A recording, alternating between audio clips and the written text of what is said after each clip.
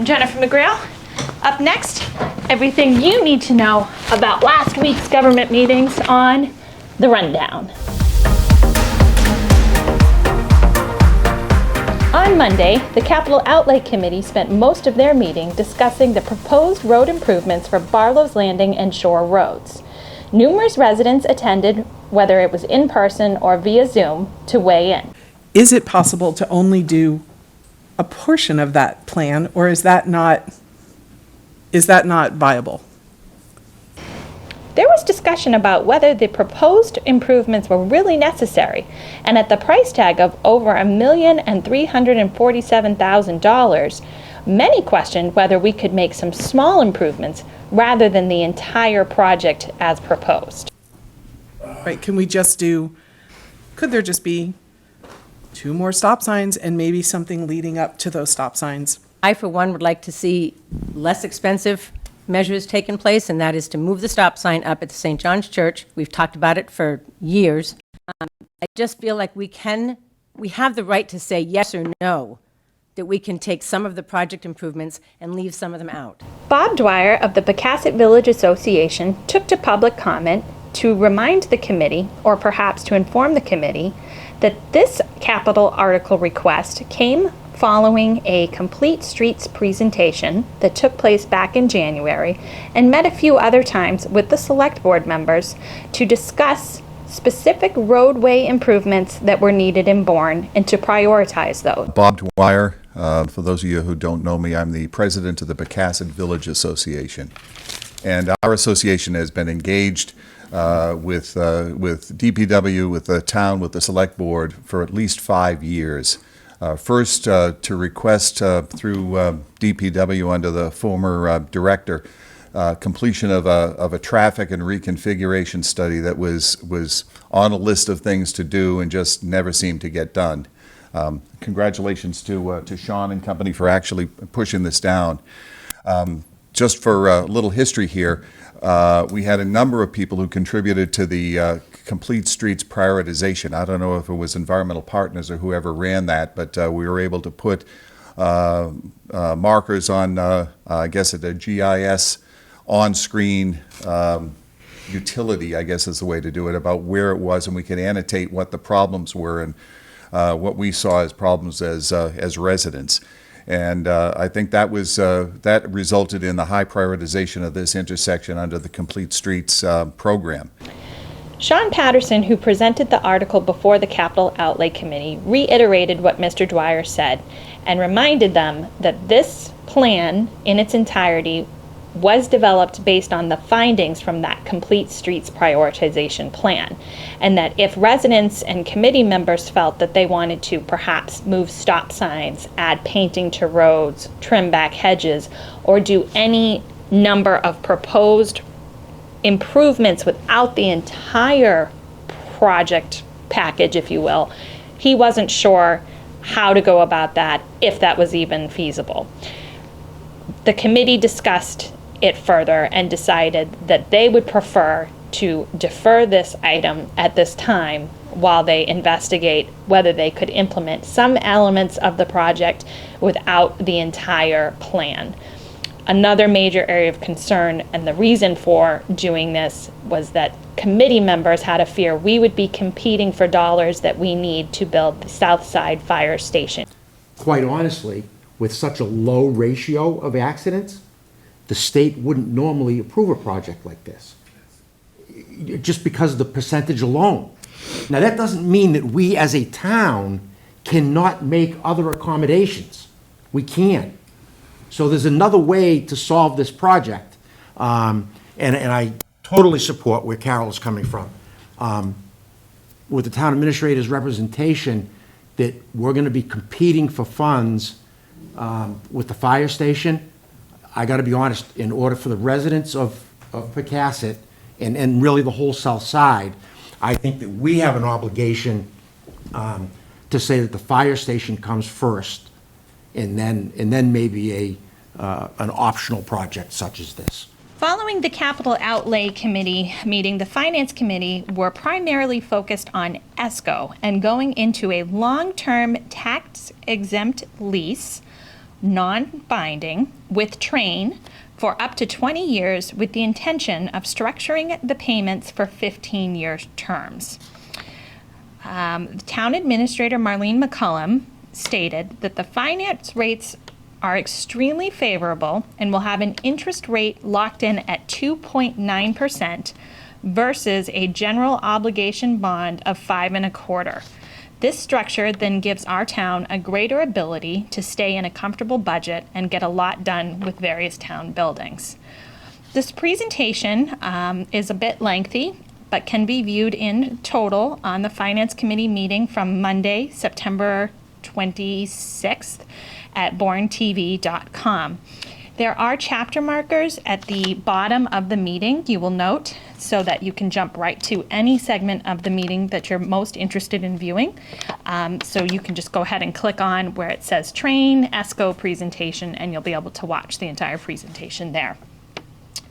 The biggest takeaway from this was there were about $15.5 million worth of possible projects discovered by Train that the town of Bourne should be looking at and possibly investing in, and that the most critical are part of the $5 million plan for phase 1.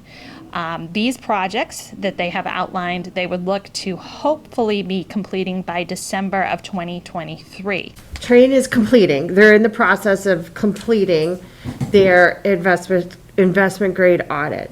So as part of that work, they've identified $15.5 million of possible things we could do as part of this contract.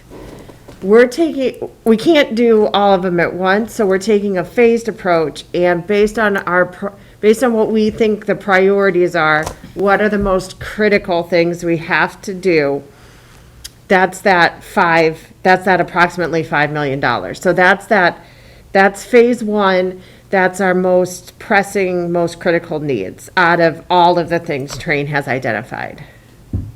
The Select Board also continued this conversation on Tuesday evening in regards to ESCO and Train, and there was some discussion about clarification in the voter handbook. Mary Jane Mastrangelo felt that the motion was not clear on what the town was voting for and how that would work year after year. Is the motion that you have different than the motion that's here in this handout that we have? No, it's there. It's just that the So dollar is I- blank. Yeah, but so I have a problem with the way this motion is written because I don't think it communicates what we're doing. It says we move that the town votes to appropriate X to pay costs of energy efficiency improvements. It doesn't say appropriate X amount annually for 15 years to pay the cost of energy. And that's kind of my, it's not understandable to me what I'm voting on if that's the way it's written. The Select Board did also discuss Barlow's Landing and the Complete Streets grant money. Their focus more was about how the grant money could be sought and used as a placeholder should the town decide to move forward with road improvements as implemented. So there were some questions about the project. I think the biggest concern in capital outlay was the prioritization. That for members of that committee, there's a big priority for the Southside Fire Station, and they're concerned about taking money away that might be used towards that project, so they want to focus on that. But I have a question about the Complete Streets grant, and it's good that Tim is still here. So I think we were going to apply for the Complete Streets grant as of whatever the date is in October. Can we still go forward with that if we don't have the town meeting approval? Can we go forward? Because we do have design. So at least if we went forward with the Complete Streets application, we would know then if we came back that, suppose we came back in the spring, that we have that. I think they're allowing $500,000 now as the funding. The town administrator, Marlene McCullum, says she would not move forward with this project after hearing that the town was not interested in the road improvements of that scale. I think in answer to your question, I'm not going to move forward with our efforts right now in applying for the grant when the project is not defined. So we heard pretty clearly that this scale of project is not really palatable in the, right now or in the near future. So if we're able to professionally recommend a scaled back project, we need to look into that, because professionally, we may not be able to recommend that. So if we can, we'll take another look and see where our comfort level is as far as what we're able to recommend and what our consultants are able to recommend as far as what meets standards. But Tim has other things and Sean has other things, so the money for Complete Streets isn't going away, but until we're more sure of the direction, we're not going to pursue that. Mary Jane commented that if we could apply sooner for grant money before going to town meeting, it might be more favorable to come to the meeting and say we've already secured $400,000 in grant money for this project, and then the town would vote on the remainder. And it was a bit fuzzy coming to town meeting and saying, we're applying for a grant, but we don't know for sure if we're going to get this or not. So is it possible, though, to apply for a Complete Streets grant before you have the total project funding? Because I only thought you had to have a design to apply for the grant. Yes. And I think that would be, if we could, in the future, try to think about that timing. In other words, get the project designed, apply for the Complete Streets, so that we're going into town meeting and we know we have the $400,000 or $500,000. It makes it a little bit easier, rather than, because I almost feel like you'd have to say contingent on the Complete Streets grant, and would you want to move forward if you didn't have it? So that it puts a question in the mind. At the conclusion of the selectmen meeting, they swapped hats and put on their sewer commissioners' hats for the evening, and were presented with some findings from the wastewater design, facility, and building committee. Stanley Andrews spoke to some of the project concerns that we still had from the new wastewater treatment facility.